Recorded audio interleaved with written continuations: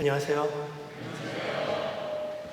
제가 오늘 여러분들께 기도 부탁을 드리고 싶습니다. 제가 오랫동안 날라리 라이프스타일을 오랫동안 살아서 그런지 제가 좀 죄책감이 있어요. 지금 제가 여러분들께 말씀을 드리고 또 영어권 말씀을 드리는데 제가 부탁을 드립니다.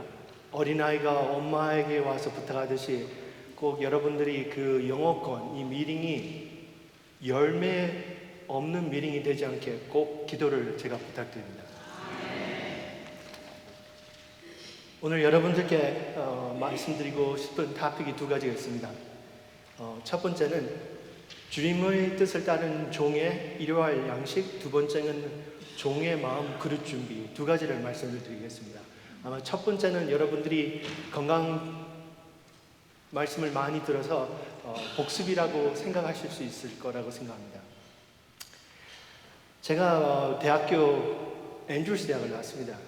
그 앤드루스 대학을 맨 처음에 갔을 때 4학년 선배가 저에게 삶의 가장 중요한 조언을 줬어요.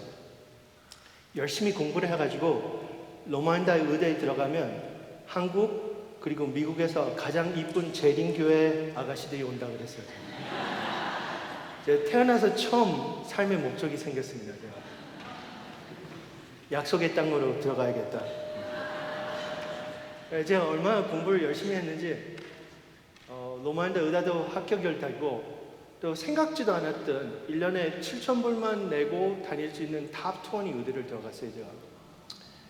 그래도 저는 약속의 땅으로 가기를 결정했습니다. 근데 엄마가 저에게 말씀했어요. 너나 내가 알듯이 이것은 너의 능력이 아니었다고, 이건 하나님의 기적이라고, 너는 하나님의 뜻을 따라야 된다고 했어요. 그래서 제가 그 약속의 땅을 포기하고 딴 데를 갔습니다. 제가. 딱 첫날 학교 시작을 했었는데 의대 교장 선생님이 어느 대학에서 몇 명 오고 어느 대학에서 몇 명 오고 이렇게 리스트를 보여줬어요. 대부분이 다 탑 25 의대 대학에서 왔어요.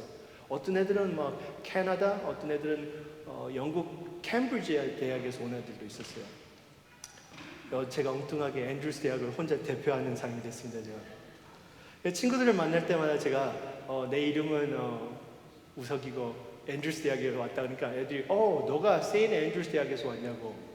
그 세인트 앤드루스 대학은 스코틀랜드에서 가장 오래된 그 영국 왕자들이 다니는 대학이에요. 그래서 제가 아니라고 나는 앤드루스 유니버시티 베어링 스프링 미시간에서 왔다고. 애들이 한 번도 못 들어봤대요.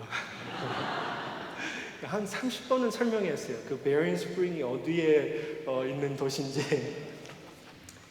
딱 이제 학교를 공부를 시작해서 역학 예방의학 공부를 시작하는데 그때 우리 그 의대 공중보건학교가 US News World Report에서 넘버 1 랭크된 학교였어요. 그 교수님들이 교과서를 쓰시는 그런 교수님들이었어요.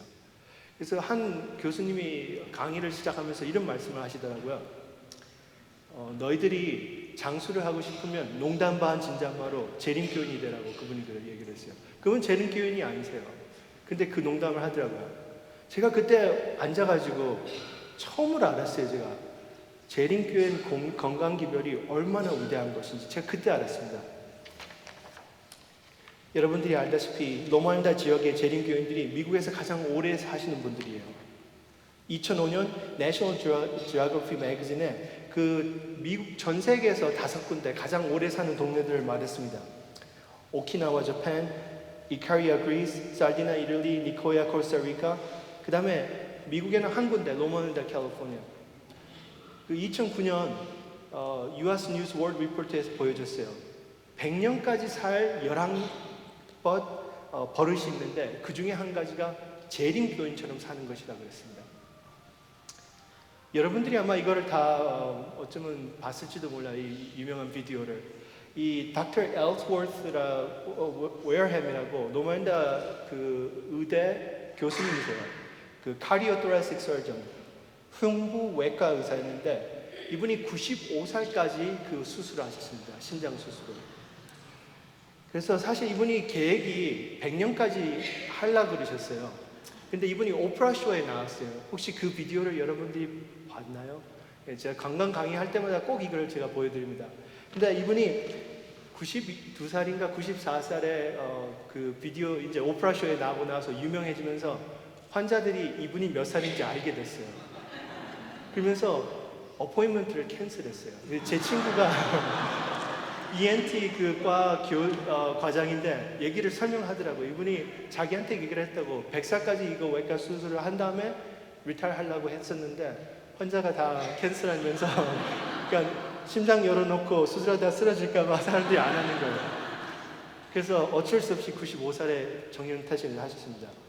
이분이 40살 때부터 엄격한 채식을 하셨습니다.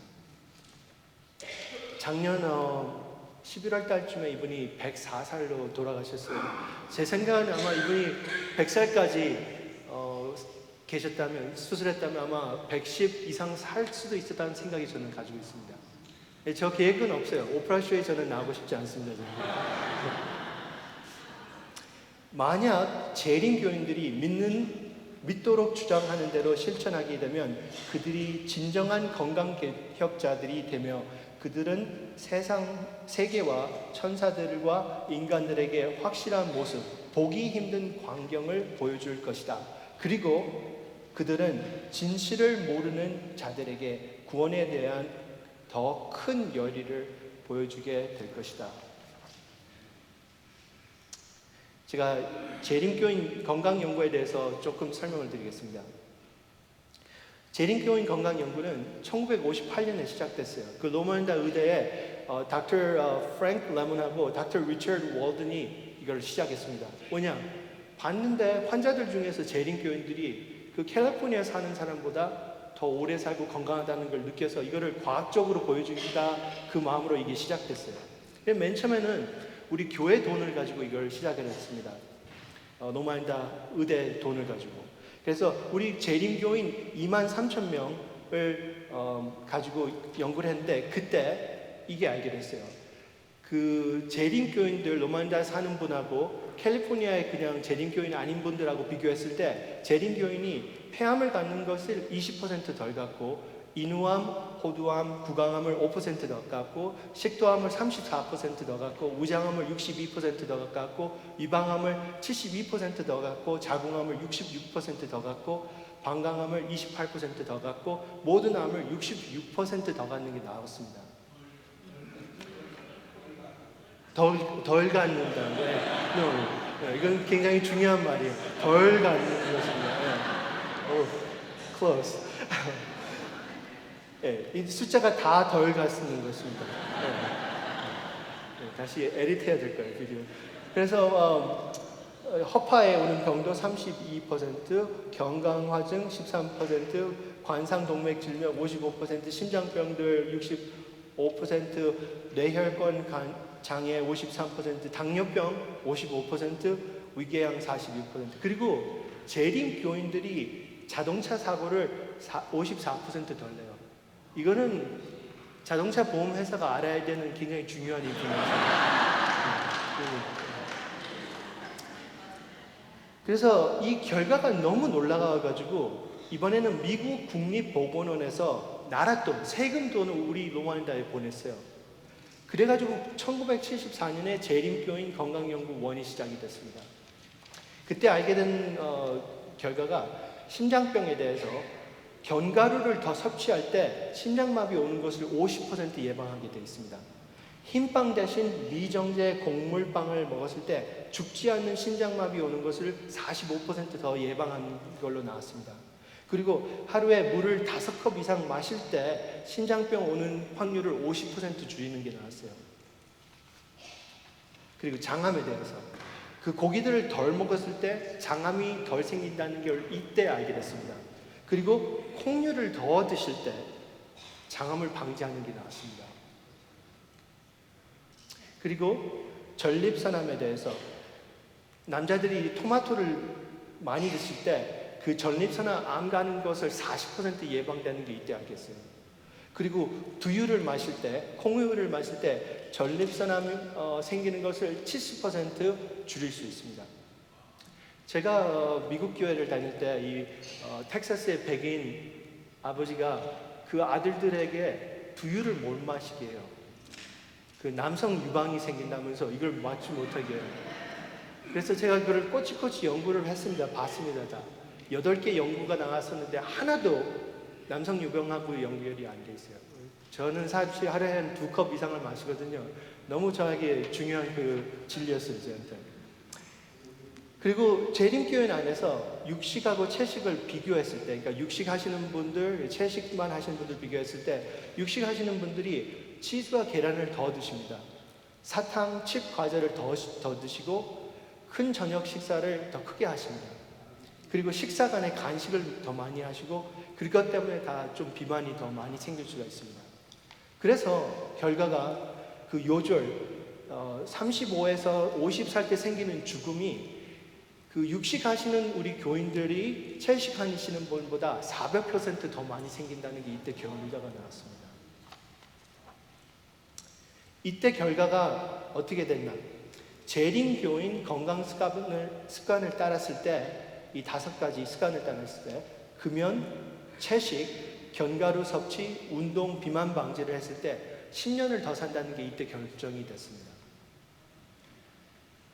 그 미국 국립보건원이 만족하지 않았어요. 돈을 더 줬어요. 더 연구를 하라고, 더 깊이 알아야 된다고. 2000년에 재림교인 건강연구가 시작됐습니다. 이제는 교인들 안에서 어떻게 음식을 먹어서 어떻게 병이 생기는가 그걸 더 깊이 보게 됐어요. 그래서 그거를 설명드리겠습니다. 우리가 먹는 그 음식을 따라서 우리의 평균 체질량 지수가 달라져요. 그거 체질량 지수는 우리의 몸무게를 우리의 키 스퀘어 해가지고 나눠서 나오는 숫자인데 가장 건강한 게 18.5에서 25예요. 한국 분들은 한 23이 좋습니다. 그걸 내일 당뇨병에 대해서 강의를 드리면서 제가 조금 더 깊이 설명드리겠습니다. 그래서 이 색깔이 빨간색이 우리 교인들 중에서 육식 자주 하시고 생선, 유제품, 계란을 자주 하시는 분이세요. 그분들의 평균 체질량 지수는 28.8이었습니다. 주황색은 육식을 일주일에 한 번 덜 하시는 분이세요. 그냥 생선, 유제품, 계란을 자주 드시는, 그랬을 때 27.3. 갈색은 육식을 전혀 안 하고 생선, 유제품, 계란을 자주 드시는 분 26.3. 그 다음은 육식과 생선을 전혀 안 하시는 분 25.7. 그 다음에 고기, 생선, 유제품, 계란을 전혀 안 하시는 분이 23.6으로 나왔습니다.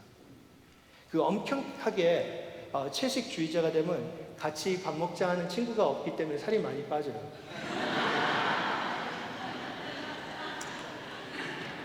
그래서 이 연구를 어떻게 했냐면 이 평균 체질량 지수, 그러니까 밥 먹는 거, 체질량 지수, 그 다음에 병이 생기나 안 생기나는 그걸 연결을 했어요. 그래서 이제 당뇨병하고 연결을 했을 때 그 육식을 자주 하시고 생선, 유제품, 계란 드시는 분 그 체질량 지수가 28.8이었죠. 당뇨병 생기는 확률이 7.6이었습니다. 그랬을 때 고기, 그 파란색 고기, 생선, 유제품, 계란을 전혀 안 드시는 분의 체장량 지수가 23.6이었는데 당뇨병 생기는 확률이 2.9%였어요. 그게 무슨 얘기냐면 우리의 음식을 정확하게 먹었을 때 당뇨병 가질 수 있는 확률을 50% 이상 낮을 수 있다는 그 결과가 나왔습니다. 제가 시간이 없기 때문에 이걸 다 모든 병을 가지고 할 수가 없습니다. 그래서 고혈압에 대해서 한 번 더 하겠습니다. 이거를. 그래서 고혈압에서 이제 육식, 생선, 유제품, 계란을 자주 드시는 분들이 만약 고혈압 갖는 확률이 100%라고 계산해놓고 조절해놓고 그 고기, 생선, 유제품, 계란을 안 드시는 분은 37%입니다. 그러니까 고혈압 갖는 확률을 63% 줄일 수가 있습니다. 엄격한 채식을 해서. 제가 건강 강의를 가면 저들한테 이런 질문을 많이 하세요. 왜 식습관에 대한 논의를 그렇게 많이 하냐고. 그냥 병을 고치지 왜 음식 얘기를 하냐고. 사실은 제가 이렇게 강의를 할 때 이렇게 꼭 생각을 하고 합니다. 3분의 1 몸, 3분의 1 마음, 3분의 1 하나님의 은혜, 이렇게 강의를 하는데 보통 처음에 3분의 1 말씀을 듣고 아마 나머지는 잠을 자시는 분들이 이 질문을 한다고 생각할 수는 제가 생각이 됩니다. 그래서 그리고 두 번째 이유는 이 음식물이 왜 중요한지 제가 연구 결과가 있어요. 그거를 말하기 위해서 여러분들에게 한번 질문하겠습니다. 이 위험 요소 중에서 이 세상 사람들을 가장 많이 죽이는 게 무엇일까요? 알코올, 과체중, 유아 산모 영양실조, 고혈압, 고혈당, 콜레스테롤, 신체 활동 부족, 공해, 잘못된 습식단, 흡연. 이거에서 사람을 가장 많이 죽이는 게 무엇일까? 이걸 알고 싶어서 빌 게이츠 유니버시티 워싱턴에다 돈을 굉장히 많이 줬어요. 전 세계를 가지고 연구해라. 이게 2015년 연구 결과가 나왔습니다. 넘버 원이 잘못된 식습관이었습니다. 이거를 또 다시 2013년에도 나왔었는데 미국 사람들도 넘버 원이 잘못된 식습관이었습니다. 그래서 이제 이거는 올해 나왔는데 전 세계적으로 5명 중에 5 죽음에서 하나가 잘못된 식습관에서 오는 죽음이라는 게 결정됐습니다. 저는 이렇게 생각해요. 이 잘못된 식습관이 말세의 징조라고 저는 생각을 합니다. 노아의 때와 같이 인자의 임함도 그러하니라. 홍수 전에 노아가 방주에 들어가던 날까지 사람들이 먹고 마시고. 여러분들 노아의 얘기를 다 아십니다. 노아가 방주에 들어가기 전까지는 소수 민족이었어요. 그렇지 않습니까? 재림교리, 소수 민족. right? 노아가 방주에 들어갔다 나왔을 때 어떻게 됐습니까? 대수민족이 됐습니다. 오직 노아 가족밖에 없었어요. 그렇지 않습니까? 저는 이렇게 생각해요. 건강기별은 하나님의 남은 백성, 그 소수 민족의 몸과 마음을 그릇주기 위해서 천국의 대수민족 준비시키는 것이 건강기별이라고 저는 생각합니다. 그래서 마태복음 5장 3절에 이렇게 말했어요. 심령이 가난한 자, 그 소수민족 복이 있나니 천국이 저의 것이며. 그래서 이제 최종 단한 산물에 대해서 조금 설명을 드리겠습니다.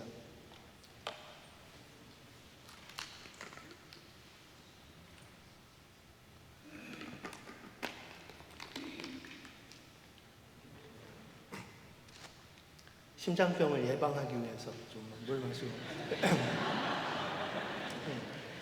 우리가 요리를 할 때 이렇게 프라이팬에 찌꺼기가 많이 생기는 음식물도 있어요. 그리고 요리를 할 때 찌꺼기가 좀 덜 생기는 음식물이 있어요. 그래서 우리 소화도 마찬가지입니다. 음식물을 먹을 때 찌꺼기가 가장 많이 생기는 음식물들이 우리 몸에 산화를 더 많이 시켜서 빨리 노화를 시킵니다. 그래서 이 찌꺼기들이 최종 단화 산물이라 그러는데 이 최종 단화 산물들이 우리 몸에 많이 쌓이면 쌓일수록 관상공백 질병이 생깁니다. 이게 많이 쌓일 때 알츠하이머스 병 생깁니다. 최종 단화 산물이 피부에 많이 쌓였을 때 우리 UV 라이트 받잖아요. 햇빛에서 그때 피부를 빨리 늙게 합니다. 2010년 잔사합기스에서 보여줬는데 이제는 최종 단화 산물이 우리 몸을 과속 노화시킨다는 게 결정됐어요. 우리 음식물에서 최종 단화 산물을 많이 만드는 것들이 뇌, 눈, 동맥과 심장, 적혈구, 심장, 뼈, 근육과 힘줄을 다 이게 쌓이면서 가속 노화를 시켜서 수명을 감소시킨다는 게 결정됐어요. 그래서 이제는 65살 때 우리 몸에 이 찌꺼기가 얼만큼 쌓여있는지 계산을 하고 몇 년 남았는지 예측을 할 수 있습니다. 저는 알고 싶지 않아요. 예수님이 빨리 오셔야 돼요. 그래서 이 찌꺼기가 쌓여있는 것을 생물학적 연령이라고 생각을 할 수가 있어요. 예를 들어서 나이가 30인데 음식물에 따라서 나이가 22살이 될 수도 있고 몸은 35, 40이 될 수가 있다는 말이에요. 그래서 2000년대부터 음식물 안에 최종 단어산물이 얼만큼 쌓여 있는지 알게 됐습니다. 제가 야채부터 시작을 하겠습니다. 과일하고 야채. 이제 사과를 요리 안 하고 그냥 먹잖아요. 그러면 그 100g의 사과가 127유닛의 그 찌꺼기를 우리 몸에 만들어요. 근데 이 사과를 요리를 해가지고 먹잖아요. 그러면 445유닛이 생겨요. 그러니까 우리가 요리를 많이 하고 가공시킨 음식을 먹었을 때 우리가 빨리 늙게 된다는 이 아이디어예요. 야채나 과일은 보통 100에서 1000, 2000 이런 숫자를 띠는데 이제 고기에 대해서 말씀을 드리겠습니다. 예를 들어서 이제 닭고기에 대해서 닭고기를 이제 생닭을 100g을 먹잖아요. 그러면 7686유닛의 그 찌꺼기가 우리 몸에 생겨요. 치킨을 이제 물에 끓여서 닭도리탕 해서 먹으면 11,000이 생깁니다.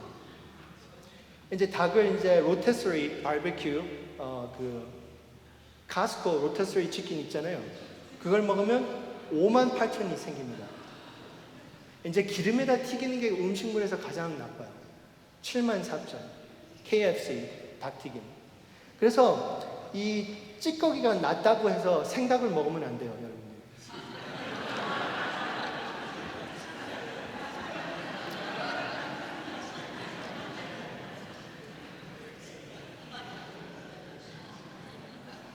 그래서 유제품에 대해서 유제품은 이제 닭고기, 소고기, 뭐 돼지고기 다 이렇게 어느 정도냐 뭐 10배에서 1000배 이상 야채하고 과일보다 뛰어요, 이 숫자가.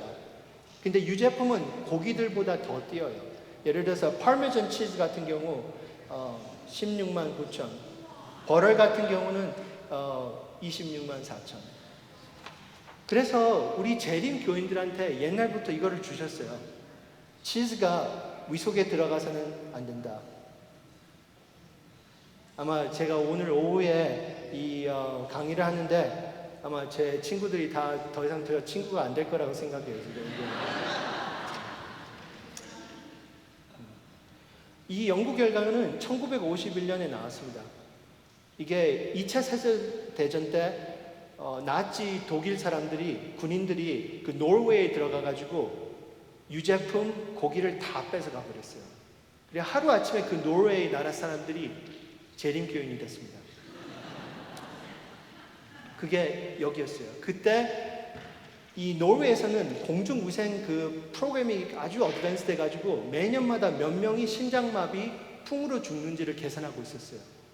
그랬다가 하루아침에 다 재림교인이 되고 나서 그 숫자가 확 떨어져 버렸어요.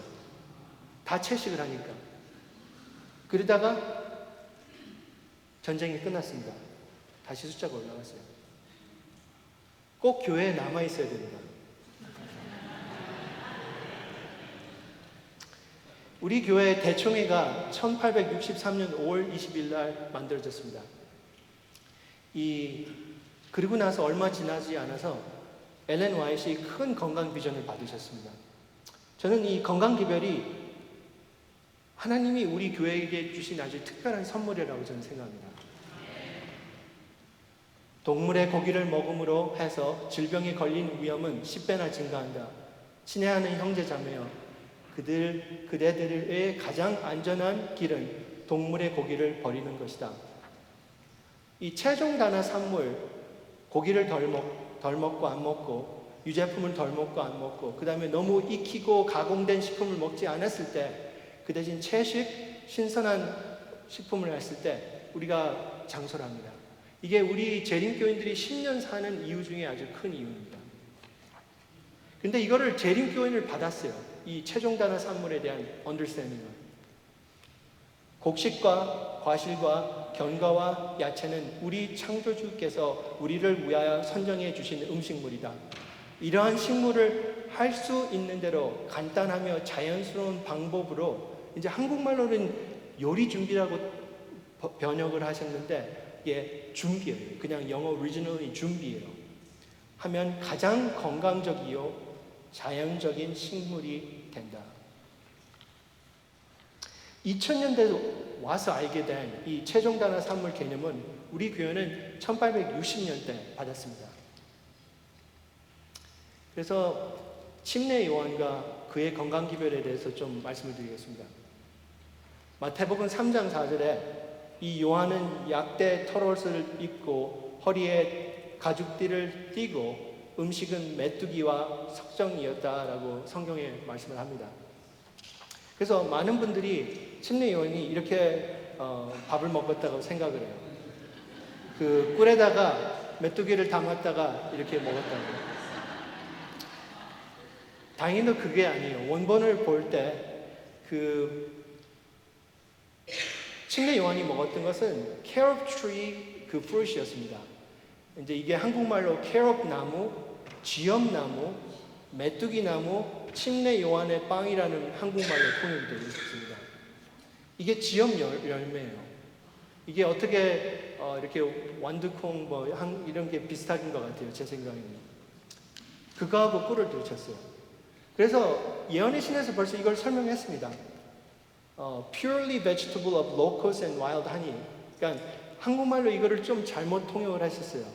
한국말로 어떻게 번역이 됐냐면 순전히 채소와 메뚜기와 야생 꿀로 된 그의 식사라고 한국말로 어느 분이 번역을 하셨어요. 아마 이분이 레위기 11장을 읽고 메뚜기를 많이 즐겨 드셨던 분 같아요. 제가.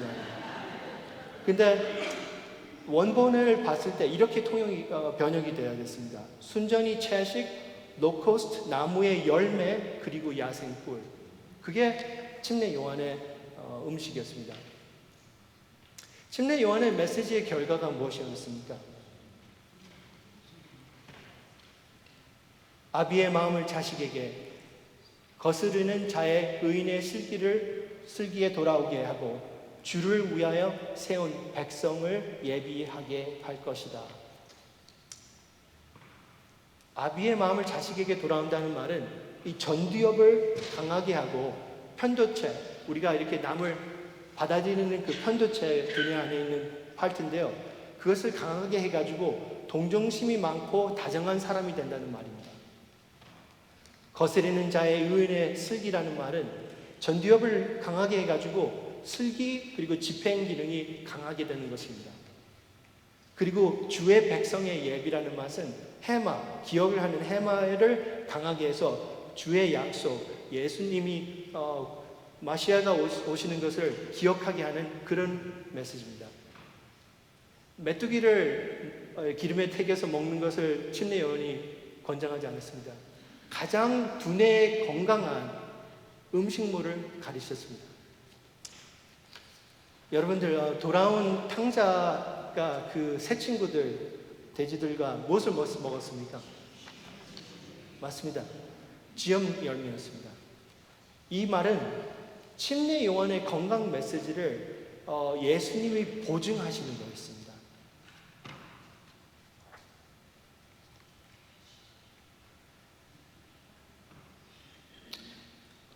우리 자녀들이 큰다는 것은 이 마음 그릇이 준비된다는 것입니다. 이렇게 우리 청소년들을 봤을 때 몸은 커요. 그리고 예를 들어서 애를 갖기 원한다면 애를 가질 수 있어요. 청소년들이. 그렇지 않습니까? 근데 행동하는 걸 보면 부족해요. 어디가 부족할까요? 우리 두뇌 이렇게 크는 것을 봤을 때 우리 두뇌에서 가장 낮은 발달되는 것이 전두엽입니다. 이 전두엽이 나이 20 넘었을 때 우리 그 성장이 마칩니다. 그래서 청소년의 두뇌는 어제 말씀대로 균형 잡히지 않은 정신이에요. 뭐냐? 그 변형계, 감정 이런 것은 강한데 그 전두엽이 아직 발달이 되지 않아서 자기의 감정을 조절할 수가 없어요. 그래서 거기서 오는 것에 실수 때문에 청소년들이 갈망하고 많은 실수를 할 수 있습니다. 그래서 이 정신과 의사들이 이 말을 자주 써요.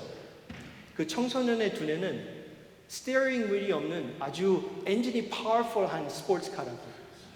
갈 수는 있는데 이걸 조절을 못하는 거예요. 그게 청소년의 두뇌예요. 예언의 신도 그걸 설명했습니다. 청년들의 능력들이 대부분 동면 상태에 있으니 이 두뇌가 아직 동면 상태에 있어요. 그래서 청소년들에게 그 두뇌를 발달시켜서 하나님의 은혜가 크게 역사할 수 있는 것이 그들에게 필요한 그릇 준비입니다.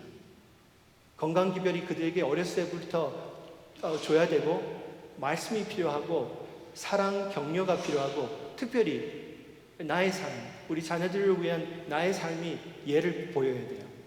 그랬을 때 그 그릇이 커집니다. 어제 말씀드린 대로 내 신경은 하나님께서 사람과 교통하며 그의 깊숙한 내적 생애에 영향을 미칠 수 있는 유일한 매개체이다 그랬습니다. 이 유일한 매개체를 크게 만들어서 하나님의 은혜가 크게 역사할 수 있는 것에 우리 자녀들이 받아야 됩니다.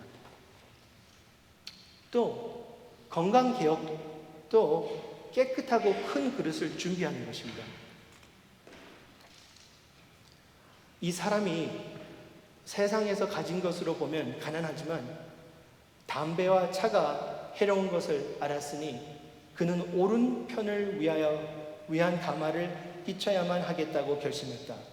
그는 성령께서 그의 정신과 성품에 작용하사 영광을 위한 그릇으로 만드시는 증거를 나타내 보였다. 우리 자신이 알 때 이것이 나의 두뇌, 몸과 두뇌에 건강하지 않다고 그걸 포기하잖아요. 그러면 그 순간 우리의 그릇이 커집니다.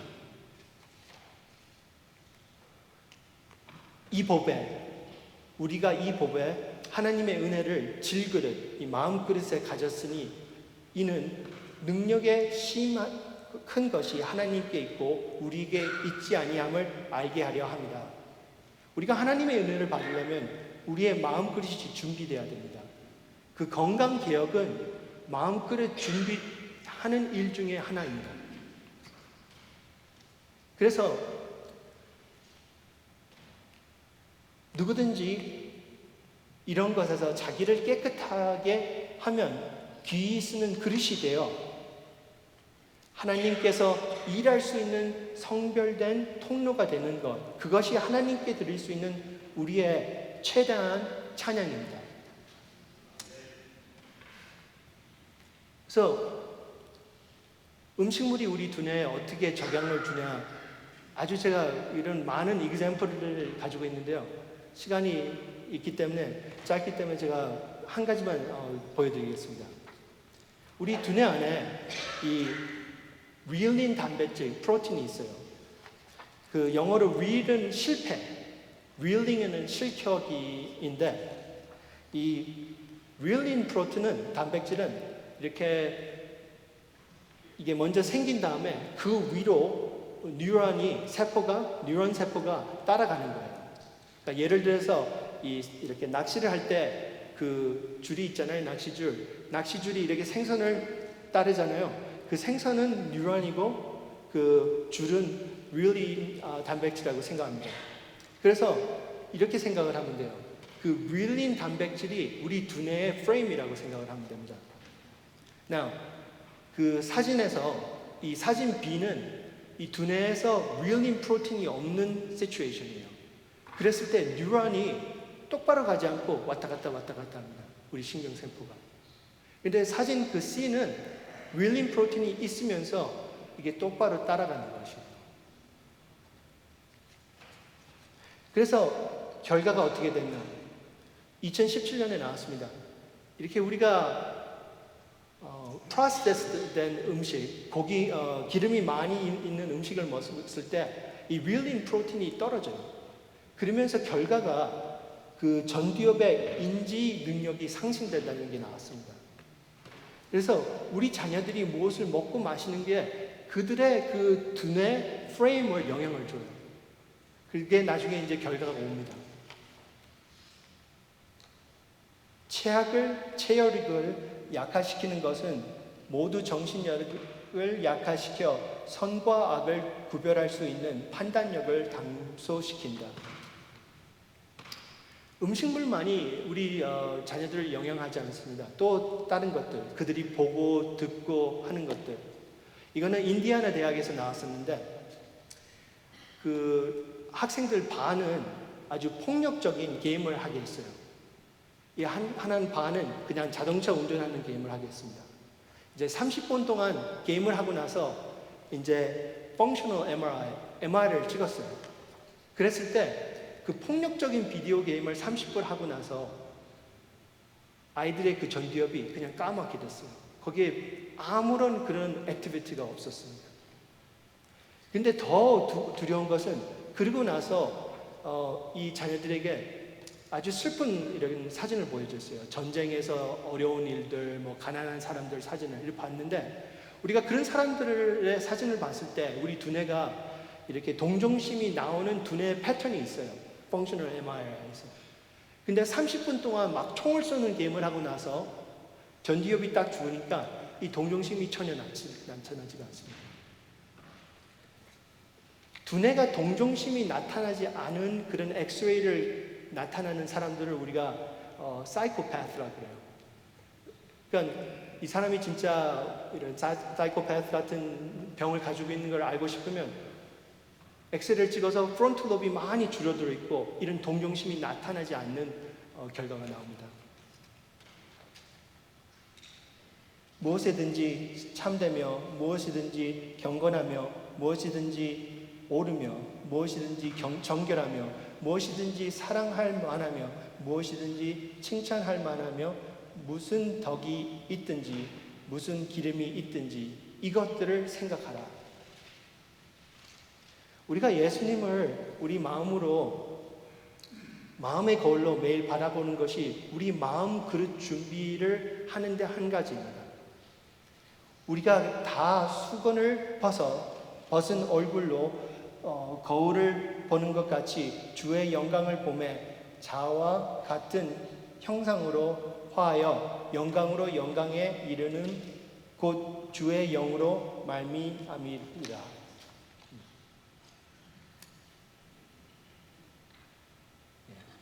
그래서 내일 이걸 더 설명을 하겠습니다. 우리가 보는 것이 우리 두뇌 안에 이 반사경 누령기가 있거든요.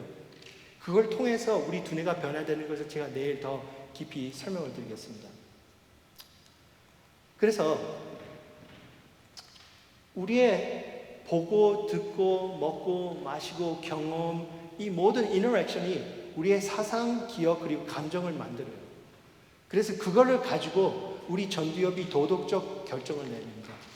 그것을 Dual Process Theory of Moral Psychology, 도덕 심리학의 이중 과정 이론이라 그러는데 사람들한테 이제 질문을 해요. 너가 지갑을 찾았는데 거기에 현금이 100불이 to make it more real, 1000불이 있었다. 뭐 이렇게. 근데 그걸 가지고 너가 어떻게 할래? 그러면서 이제 functional MRI를 찍는 거예요. Situation 1, 너가 혼자 있다. Situation 2, 뭐 교회 안에 있다. Situation 3, 뭐 이렇게 해요. 그 다음에 엑스레이를 찍잖아요. 그러면 그 사람의 기억, 사상, 이제 엄마가 어렸을 때 가르쳤어요. 너가 지갑에 돈을 많이 있으면 그거를 경찰서에다 갖다 주라. 이 기억이 딱 나요, 그 사람이. 근데 만약에 그 사람이 아주 가난한 사람이고 뭐 이렇게 스트레스를 많이 받잖아요. 그 감정이 있잖아요. 그럼 그 감정이 전두엽에게 크게 영향을 줘서 그 기억이 있는데도 이렇게 다른 길로 갈게 영향을 줘요. 그래서 이거를 갖다가 도덕 심리학의 이중 과정 이론이라고 합니다. 우리의 기억과 사상 그리고 감정이 함께 연결이 돼가지고 우리가 도덕적 결정을 해요. 근데 이거는 2001년에 알게 됐었는데 우리가 재림 교인들은 이건 옛날부터 알고 있었어요. 사상과 감정이 결합하여 도덕적 품성이 된다. 제가 이걸 이제 한 번은 목사님들께 말씀을 드리면서 설명을 하려고 그랬었는데 제 말도 굉장히 리밋되고 어떻게 예를 어떻게 해야 되는지 몰랐어요. 그래서 이거에 대해서 고민하다가 요즘 닥터 켈러그에 대한 좀 이렇게 얘기를 읽으면서 이게 완벽한 예라는 그런 생각이 들었습니다. 그래서 사상, 감정, 그리고 닥터 켈러그의 결정에 대해서 제가 좀 말씀을 드리고 싶습니다. 여러분들이 다 알다시피 이분이 우리 교회에 아마 가장 유명하신 의사 선생님이세요. 아마 닥터 켈러그를 안 들어보신 분이 있을까 제가 생각을 합니다. 혹시 안 들어보신, 다 들어보셨을 거예요. 이분이 사실 젊었을 때 아주 슬림하고 아주 잘생기셨던 분이세요. 근데 우리 교회 1인자, 건강기별의 1인자가 돼가지고 건강 세미나를 많이 하면서 좀 이렇게 얼굴이 부으셨어요, 나중에. 근데 그때 당시 40살, 50살 살던 그때 당시 1870년, 80년 그때 당시 이분이 91살까지 사셨어요. 뭐냐, 한국말로 건강 강의하는 그런 어려움이 없었어요, 이분이. 그래서 아마 오래 살았다고 저는 생각합니다. 그래서 이분이 어떻게 의대를 갔냐면, 이분이 우리 재림교회 세컨 제너레이션이에요. 제임스 와이트 목사님하고 엘렌 와이트 이분하고 인터랙트 하면서 진짜 특별한 두뇌를 가지고 있다고 생각했어요. 그래서 그분들이 서포트를 해가지고 닥터 켈러그를 뉴욕의 의대를 보냈어요. 그래서 의사가 됐습니다. 엘렌 와이트하고 그 닥터 켈러그하고 인터랙트 하는 그런 편지들을 읽어보면 언제나 꼭 이 말을 쓰세요. 닥터 켈러그한테 우리 세계에서 가장 위대한 의사라고. 엘렌 와이트는 한 번도 이렇게 글을 쓸 때 필요 없는 아첨을 하지 않습니다. 이게 진실이고 아니면 이게 거짓이 필요 없는 아첨을 하지 않아요. 근데 이분한테는 언제나 우리 세계에서 가장 위대한 의사라는 그걸 계속 기억하게 하세요. 이분들의 이 닥터 켈러그의 환자분들이 어떤 분들이었냐면 헨리 포드, 제임스 뷰익, 하비 파이어스톤, 록펠러, 듀폰, 웰치, 콜게이트, 제이씨 페니, 데일 카네기, 그 대통령, 태프트, 그 다음에 부커 T 워싱턴, 토마스 에디슨도 이분의 환자였어요. 그리고 유럽의 유명한 왕들, 이 리스트가 진짜 몇 페이지 되지만 제가 그냥 조금만 보여드리는 겁니다. 이때 당시 이 세상의 가장 위대한 의사였습니다. 그때 당시 이렇게 위를 앞다문을 열어가지고 수술하잖아요. 그러면 3번에 한 번이 죽었어요. 그때 당시. 이분이 1000번을 열었는데 아무도 죽지가 않았어요. 그런 사람이었어요. 그러니까 대통령이 오고 사람들이 유럽에서 와가지고 이분한테 치료를 받았습니다. 한 번 어느 분이 이분한테 물어봤어요. 어떻게 언제나 너가 다른 이 세상의 모든 의사보다 5년 앞에 있냐고. 그때 이분이 설명했어요. 닥터 켈러그가. 어떤 새로운 치료 방법이 제안되면 나는 엘렌 와이트의 글로 간다고. 그 글을 읽고 이게 맞으면 쓰고 맞지 않으면 갖다 버린다고. 그래서 언제나 다른 의사들보다 5년 앞에 쓸 수 있다고 그분이 말씀하셨습니다. 이분이 좋아했던 아가씨가 있었어요. 이 여자분의 이름이 메리 켈시였어요. 아마 제 생각에는 이분이 그 배럴 크릭 동네 넘버원 아가씨 같다는 생각이 들어요. 그 삼육대학 간호학과의 넘버원 아가씨. 제가 한 번은 이런 일이 있었어요. 그 건강 강의를 하러 갔는데 어느 집사님이 농담 반 진담 반 하면서 그랬어요. 내가 젊었을 때 삼육대학 간호학과에서 가장 인기 많았던 학생이었다고 집사님. 그때 집사님을 보면서 제가 그때 알았어요. 이민 생활이 참 힘들 수도 있다는 걸 알겠어요. 제가 말은 하지 않았어요.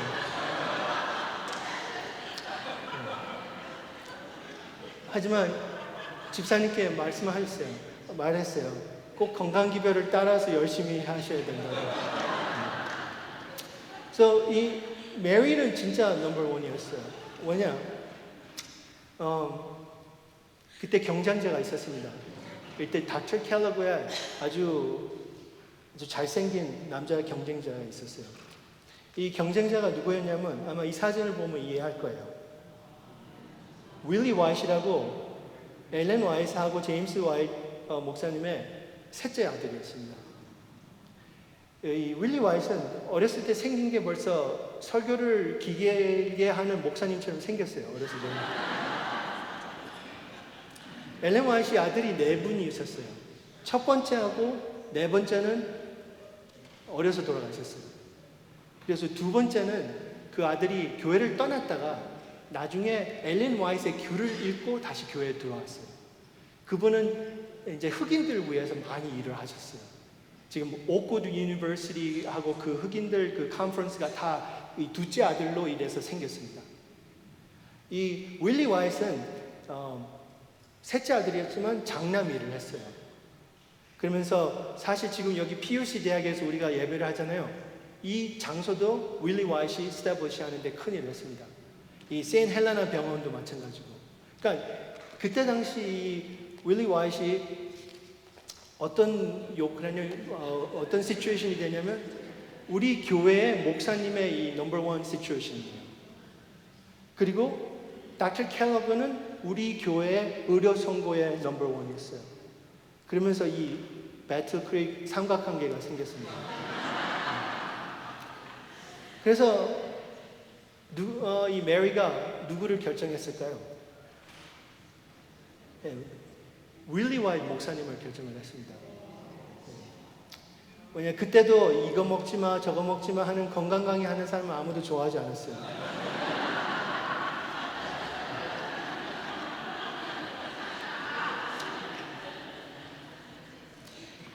그 윌리 와이트 목사님하고 닥터 켈러그는 그 배틀 크릭 동네에서 어렸을 때부터 컸던 친구였어요. 그래서 결혼을 하고 나서부터 그 둘이 친구가 더 이상 되지 않았습니다. 그때 제 생각에는 이 닥터 켈러그가 감정의 상처를 받았다고 저는 생각합니다. 그러니까 감정이 여기서 조금 틀어지기 시작했어요. 1년 결혼식 끝나고 1년 후에 이 엘라 이튼이라는 여자분이 이제 우리 배틀 크릭에 왔어요. 이분은 진짜 그때 당시 대학교를 졸업한 여자분이 없었어요. 근데 이분은 대학교를 졸업한 여자분이에요. 굉장히 탤런트하고 모든 게 진짜 뉴 넘버원 아가씨였어요. 거기. 그래가지고 닥터 켈러그하고 이제 결혼을 하게 됐습니다. 근데 이분은 제7일 안식일 침례 교인이셨어요. 이분 돌아가실 때까지 제7일 안식일 침례 교인으로 남아 계셨습니다. 안식일 교인이 되지 않았어요. 이분이 어느 대학을 나왔었냐면 알프레드 유니버시티를 나왔었는데 이게 제7일 안식일 침례 교회 대학이었습니다.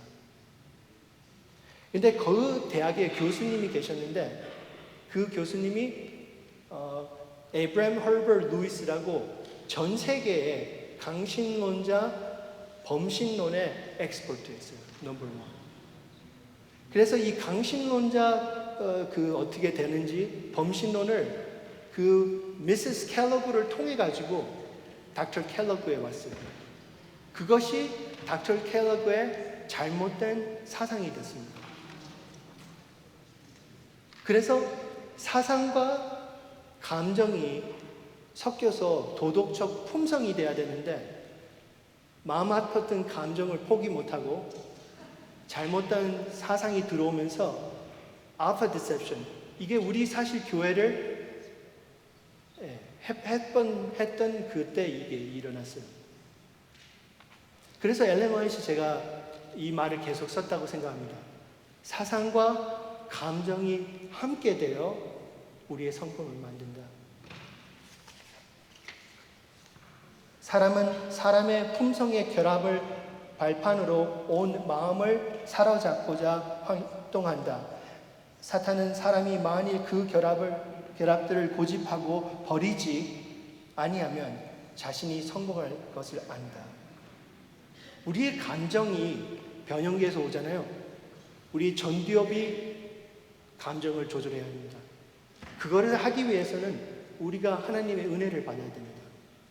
그리고 우리가 사상을, 기억을 발휘하려면 딴 거 보지 말고 말씀, 예언의 신을 봐야 합니다. 그래서 이 언약궤가 저는 이거를 다 설명하고 있다고 생각을 합니다. 언약궤 안에 무엇이 있었습니까? 만나, 그 다음에 알몬드, 한국말로 살구 열매라고 번역이 돼 있었는데 모든 영어는 다 알몬드예요. 아마 그때 당시 그 번역했던 아저씨가 알몬드를 못 먹어봤어요. 그리고 이제 십계명이 들어있어요. 그래서 언약궤 안에 만나, 알몬드 많이 들어본 건강기별이에요. 그렇지 않습니까? 그리고 십계명. 그래서 이 만나, 이 섬유질 높은 음식이에요.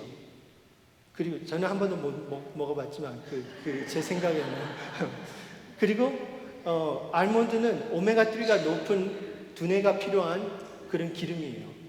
그래서 건강한 두뇌가 감정을 조절할 수 있게 그걸 주셨습니다. 그리고 십계명은 우리의 마음, 사상.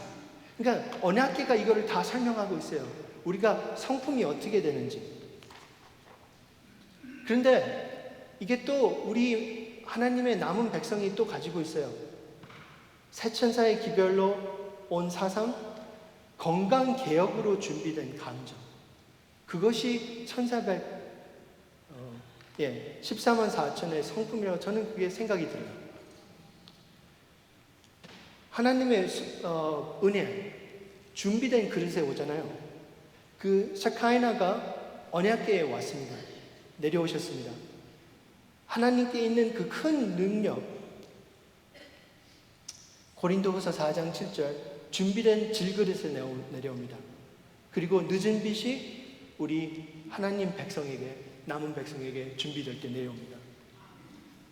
건강개혁의 원칙에 대한 안정성의 결연은 그들의 품성과 신앙의 능력의 참된 지표이다. 그래서 늦은 빛 그릇 준비에 대해서 말씀드리겠습니다. 우리가 맥도날드 가면 안 되는데 가게 될 경우 거기에 regular French fries가 있고 large French, extra large가 있어요. 그렇지 않습니까? 근데 하나님의 은혜도 마찬가지예요. regular가 있고 extra large가 있습니다. 이른 비와 늦은 비의 상징을 통하여 히브리 선지자들은 특별한 방법으로 하나님의 교회 위에 부어질 영적인 은혜를 예언하였다. 이 늦은 빛은 regular size가 아니고 super large, extra large입니다. 그게 늦은 빛입니다. 그러니까 이게 한국말로 아직 통역이 안 돼서 제가 그냥 했는데 이 늦은 빛 성령은 이 밤중 소리, 그 1844년 여름하고 가을에 왔던 그런 능력에 10배로 온다 그랬어요. 그때 1844년에 몇 명이 미국에서 예수님의 재림을 기다렸냐면 7명 중에 1명이 기다리고 있었습니다. 그렇게 많이. 그래서 이 마지막 시대에 존재할 남은 무리, 가장 빈약한 우리들에게 늦은 빛 성령을 주셔서 우리 속에 착한 일을 시작하신 이가 그리스도 예수의 날까지 이루실 것을 하기 위해서 이걸 약속하셨습니다. 그래서 열왕기사 4장 3절에 빈 그릇들을 빌되 조금 빌리지 말고, 늦은 빛 성령이 올 때 절대로 소주잔을 들고 오면 안 돼요. 그렇지 않습니까? 김장독을 들고 와야 됩니다.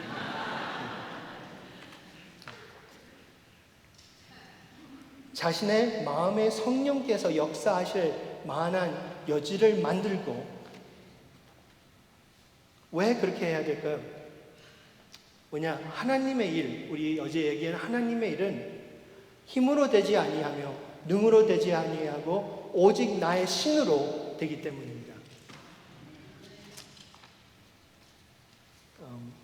제가 어저께 간증 드렸을 때, 드리고 나서 하나님이 저를 진짜 어렵게 될 수 있는 시츄에이션에서 저를 구원해 주셨어요. 그리고 나서 제가 기도를 했습니다. 새 잡을 찾을 때 안식일을 꼭 지킬 수 있고 매일마다 가족 예배를 할 수 있고 아침 저녁으로 성경 예언의 신을 공부할 수 있는 그런 잡을 달라고 제가 기도를 했어요. 한 달 지나고 나서 잡이 2개가 생겼습니다. 텍사스에는 의사가 없어요. 굉장히 부족해요. 그래서 잡이 많아요, 의사들한테. 그래서 그 첫 번째 포지션은 제가 전에 있던 잡, 돈을 아주 많이 주는 잡, 이제 12 일하고 이틀 쉬고 12 일하고 이틀 쉬고 아무 또 그런 잡을 원하지 않아요. 돈을 많이 줘도 의사들이 너무 힘들어서. 그분들이 얘기하더라고요. 좀 더 베케이션을 줄 테니까 다시 돌아오라고. 지금 너무 필요하다고 제가. 그리고 이제 두 번째 포지션은 이 병원에서 짓는 이런 아웃페이션 클리닉, 제게 아니에요. 이게 병원 거예요. 근데 거기서 이제 과장으로 일하면서 당뇨병 환자들, 비만 환자들, 그런 사람들을 봐주는 그런 클리닉이에요. 아침 8시, 오후 이제 4시, 5시 끝날 수 있는. 안식일도 지키고, 가족 예배도 하고, 성경 공부도 하고, 완벽한 기도의 answer이었어요. Only problem was, 문제는 돈을 3분의 1밖에 안 준대요. 몇 개월 전에, 아니, 2달 전에 하나님이 저를 구원을 해줬어요. 근데 내 마음이 왔다 갔다 그래요. 자, 그렇게 모든 것을 빼앗길 수 있는데도 마음이 왔다 갔다 하더라고요, 제가. 결정을 못하고 있었어요, 제가. 그러고 있을 때, 저를 이렇게 제가 돈을 드렸던 그 목사님한테 전화가 왔어요. 딱 전화가 와서. 그 목사님이 저한테 그러시다가, 우석, 너를 위해서 기도를 매일 하고 있다고, 어떻게 비즈니스가 잘 되고 있냐고. 그때 또 말씀을 드렸어요. 어떻게 일이 어떻게 됐는지 어저께.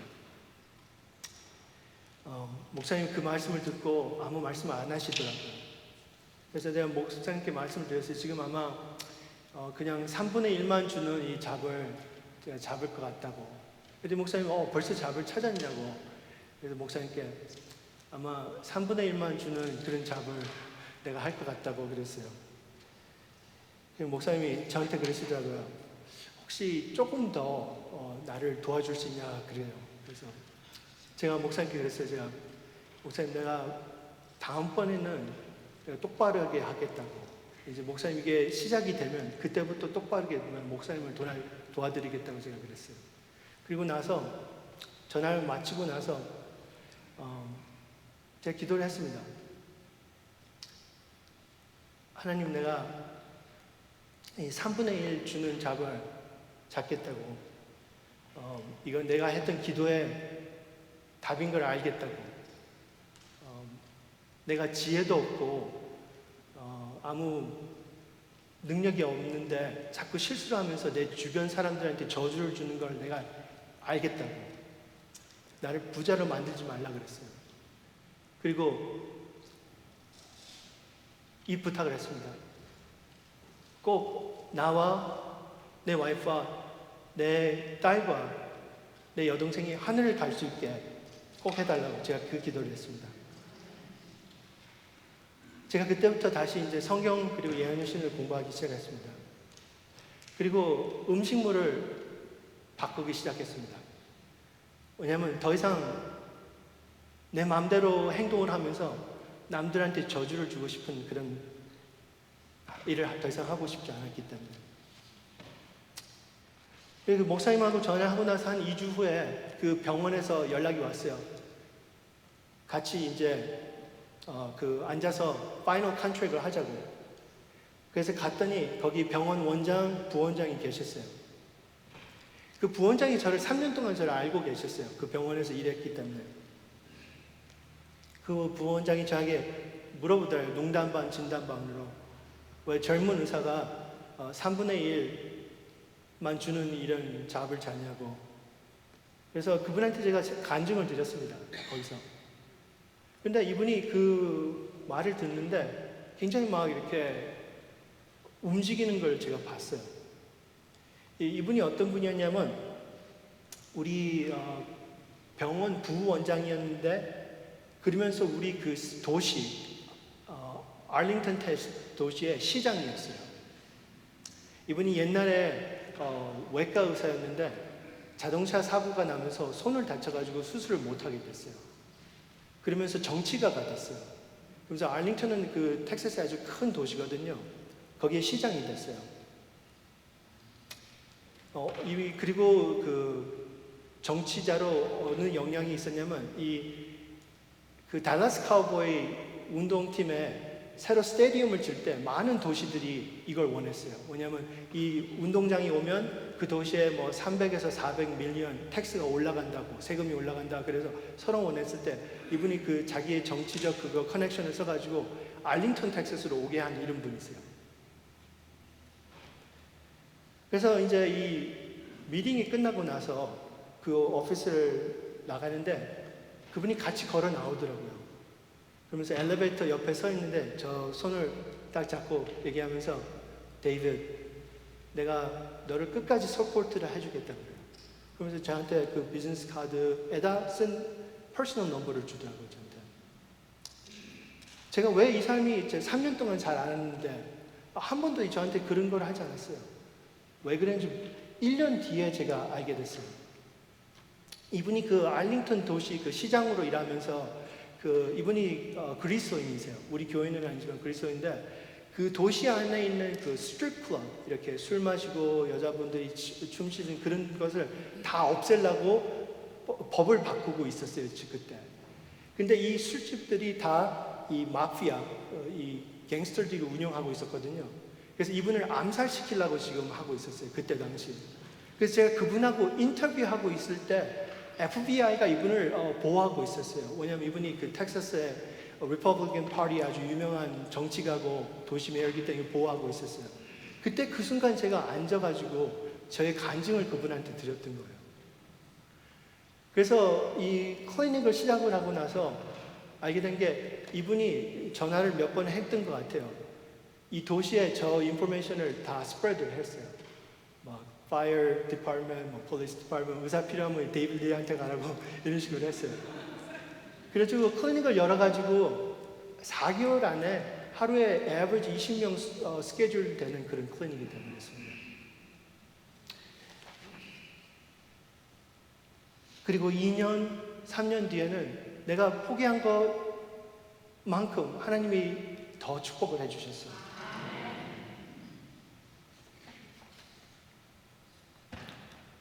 여호와의 말씀은 내 생각은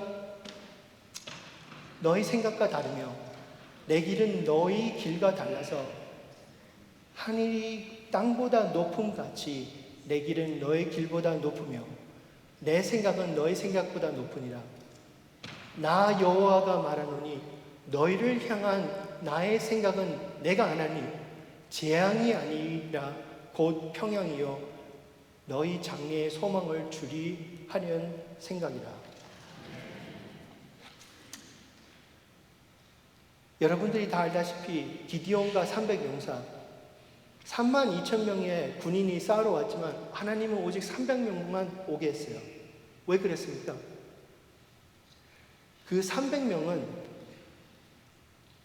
자기의 그 목마름을 만족시키는 것보다 하나님이 부른 그 부름감을 더 생각하는 그런 사람들이었어요.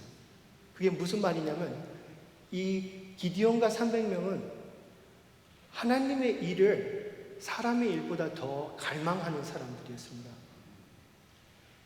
이분들은 매일 자기의 감정과 사상을 준비했기 때문에 나중에 그 싸움을 오게 허락하셨습니다. 그리스도께서는 당신을 따르는 자들에게 빛을 비추는 일에 힘쓰라고 말씀하지 않으신다. 그분은 말씀하시기를 너의 빛을 비추라고 하신다. 만일 그대가 하나님의 은혜를 받았을 것 같으면 빛은 그대에게 있다. 장애물들을 제거하라.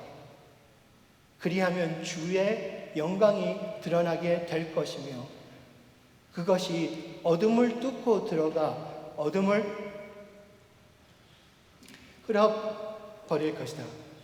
그대는 그대의 가마력이 미치는 범위 안에서 빛을 비칠 않을 수 없을 것이다. 우리 몸과 마음에 있는 이 장애물, 찌꺼기들을 없앨 때 나오는 그 큰 찬양이 큰 외침입니다. 이 기별, 셋째 천사의 기별은 우리가 꼭 해야 될 사업의 핵심이다. 그것은 큰 소리로 선포되어야 하며 온 세상에게 나아가야 한다. 현지와 외지에서 건강 원칙들의 제시가 그 기별, 세 천사의 기별과 연합하여야 되며 서로 독립되거나 서로의 자리를 차지하지 말아야 한다. 요한계시록 14장의 셋째 천사 기별이 건강 기별과 함께 될 때 요한계시록 18장의 남은 자손의 큰 외침이 나타날 것입니다. 이러한 이유로 절제가 그리스도의 재림을 위하여 준비하는 일에 일릭을 담당하는 것입니다. 기도하겠습니다.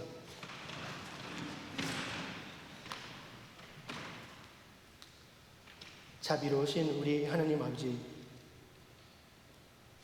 이 땅의 만족감과 사람의 만족감으로 우리 마음을 차려고 했던 저희들에게 예수님을 보내주셔서 감사합니다. 더 이상 한순간의 만족보다 이해 이상 평화를 주는 은혜를 가지고 예수님을 따라가고 싶습니다. 우리 마음 그릇들을 청소하게 도와주셔서